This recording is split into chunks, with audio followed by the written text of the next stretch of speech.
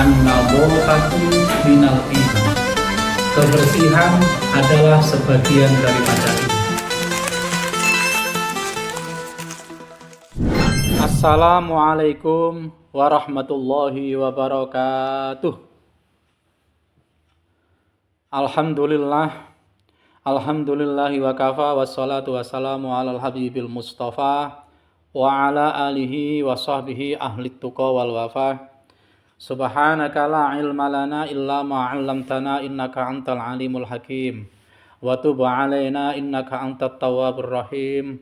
Rabbis shrahli sadri wa yassirli amri wahlul 'uqdatam min lisani yafqahu qawli, amma ba'd. Dalam kesempatan kali ini saya ingin membahas satu tema yang sederhana tentang kebersihan. Kita sering melihat atau mendengar satu ungkapan, an-nadhafatu minal iman. Kebersihan adalah sebagian daripada iman. Kenapa tadi saya mengatakan itu satu ungkapan? Karena memang an-nadhafatu minal iman itu bukan hadis, tapi satu makalah yang mungkin kita sudah hafal sejak kecil. Ada satu makalah yang semakna dengan an-nadhafatu minal iman. Makalah ini kita temukan di dalam kitab Ihya Ulumuddin yang bunyinya at-tahuru nisful iman. At-tahuru utawi sesuci iku nisful imani, separone iman.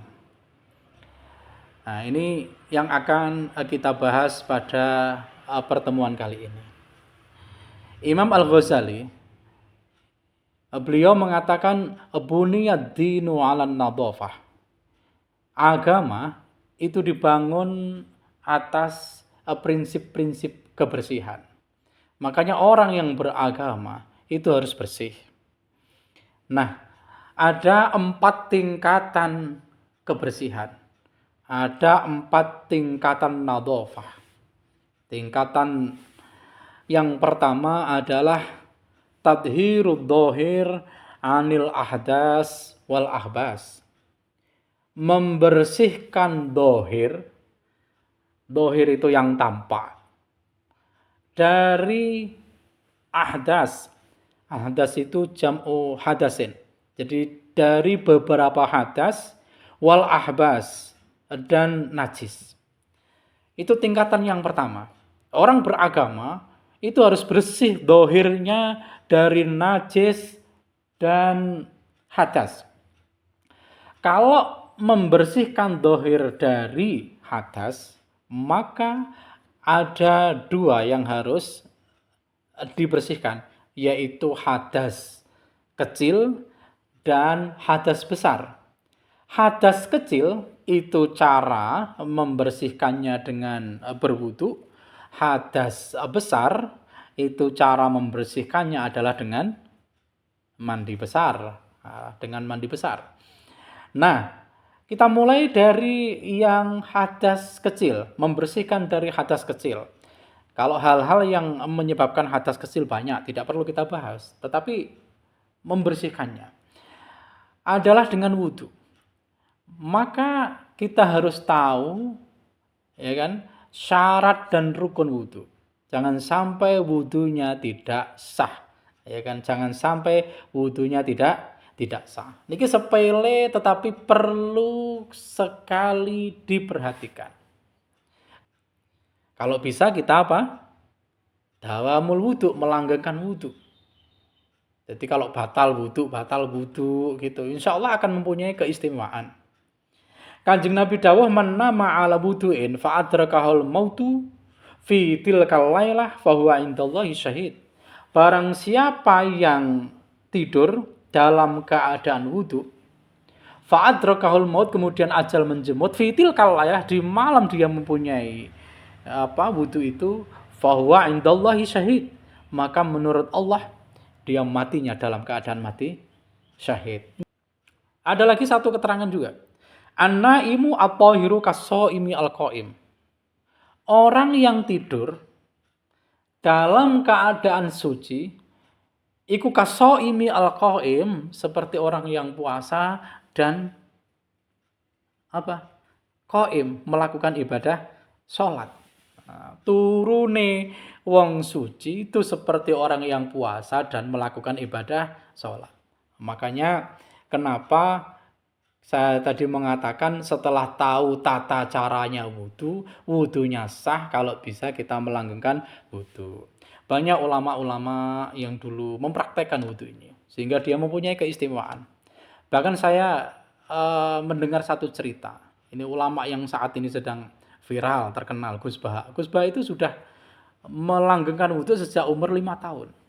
Sehingga beliau sangat alim sekali. Insya Allah kalau belajar, kemudian menimba ilmu dalam keadaan mempunyai wudhu, insya Allah juga akan apa? Gampang masuknya.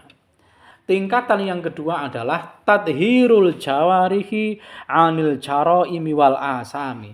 Membersihkan anggota tubuh anil jaraim, dari perilaku yang tidak baik, perilaku kejahatan, wal asami, dan dosa-dosa. Nah, dohirnya, ya kan, maksud saya anggota tubuhnya, itu jangan sampai melakukan kejahatan-kejahatan dan dosa. Jadi dijaga, perilakunya ini dijaga. Kita harus bisa membedakan mana yang baik dan mana yang buruk. Ya kan? Kalau jelas buruk, maka harus kita apa? Harus kita jauhi. Ya kan? Jelas buruk itu apa? Mencuri, ya kan? Kemudian kalau mulut itu ya berkata-kata kotor. Kalau kakinya melangkah ke tempat maksiat itu buruk. Untuk perilaku-perilaku yang kadang kita itu tidak yakin. Ini sebenarnya baik atau buruk. Ini pilihannya ini api opal. Kamu tidak tahu, maka di dalam hadis itu diterangkan, kalau kamu tidak tahu mana yang baik dan mana yang buruk, disuruh tanya ke hati kita. Jadi istafti qalbak. Jadi cita atas ananil bir, jawab Kanjeng Nabi, istafti qalbak, tanya ke hatimu. Jadi kalau hatinya mengatakan ini enggak baik, maka jangan dilakukan. Maka jangan dilakukan. Itu termasuk nanti level membersihkan yang kedua. Pun juga termasuk level membersihkan yang kedua ini menjaga diri dari asupan makanan yang tidak baik ke dalam tubuh kita. Dalam sebuah hadis diterangkan, sapa wonge sing mangan barang haram ibadahe ora diterima Gusti Allah 40 dina. Ini kan maksudnya gimana? Karena makanan yang masuk ke dalam tubuh yang menjadi energi itu akan menjadikan ibadahnya itu tidak tenang, ibadahnya tidak ikhlas, ibadahnya menjadi bermalas-malasan. Ibadahnya itu menjadi keracunan. Ibadahnya menjadi keracunan. Innallaha thayyibun la yaqbalu illa thayyiban. Sesungguhnya Allah itu suci dan baik, la yaqbalu illa thayyiban, tidak akan menerima kecuali yang suci dan baik. Yang ketiga adalah tadhirul qalbi anil akhlaq al-madmumah. Membersihkan hati dari akhlak al-madmumah, dari akhlak yang tercela, hati. Jadi yang ketiga ini fokus menghilangkan penyakit-penyakit hati dari akhlak yang tidak baik, penyakit hati yang tidak baik. Apa penyakit hati? Banyak, ya kan? Banyak sekali. Seperti iri, dengki, pemarah, ya kan, ghadab. Ada satu konsep dari Abu Yazid Al-Bustami dalam rangka membersihkan hati ini. Konsepnya itu disebut dengan takhalli, kemudian tahalli, kemudian tajalli. Ya, takhalli, tahalli, tajalli. Ini tulisannya sama, beda titiknya saja. Kalau takhalli kha, tahalli ha, tajalli itu jim. Takhalli itu pengosongan, mengosongkan hati dari sifat-sifat yang tidak terpuji. Ya kan, dikosongkan. Nanti kalau bisa mengosongkan, nanti secara otomatis akan tahalli, akan ada penghiasan, ya kan. Contoh, orang yang bisa mengosongkan hatinya dari ghadab, dari amarah, nanti insya Allah langsung tahalli, nanti akan kemasukan sifat sabar. Nah, itu namanya takhalli dan tahalli. Lalu, kalau kita bisa mempraktekkan sabar dalam kehidupan sehari-hari, itu berarti nanti tajalli. Kita manifestasikan sabar itu di dalam perilaku kita. Nah, yang keempat adalah tadhirus sirri amma siwallahi. Tadhirus sirri, membersihkan hati amma, dari segala sesuatu, dari apa saja, siwallahi, selain Allah. Nah, ini tingkatan yang tertinggi. Jadi kalau level 1, 2, dan 3 sudah terpenuhi, nanti kita bisa ke level yang keempat ini dengan mudah. Jadi ibadahnya menjadi ikhlas, ya kan? Semua yang dilakukan hanya murni lillahi ta'ala. Itu disebut dengan tadhirus sirri amma siwallahi. Keempat tingkatan ini berurutan. Ya, sekali lagi berurutan. Tidak boleh atau tidak mungkin bisa sampai ke level keempat tanpa melalui level 1, 2, dan 3. Makanya kita mulai dari yang kecil-kecil dulu, yang sederhana dulu, dari yang pertama tadi, yaitu membersihkan dohir dari dari hadas dan najis. Itu kan sepele. Sepele artinya tiap hari kita lakukan. Kalau sudah ke level yang kedua, yaitu membersihkan anggota tubuh dari perilaku jahat dan dosa. Yang ketiga, membersihkan hati dari sifat-sifat yang tercela, ya kan? Dari akhlak al-madmumah.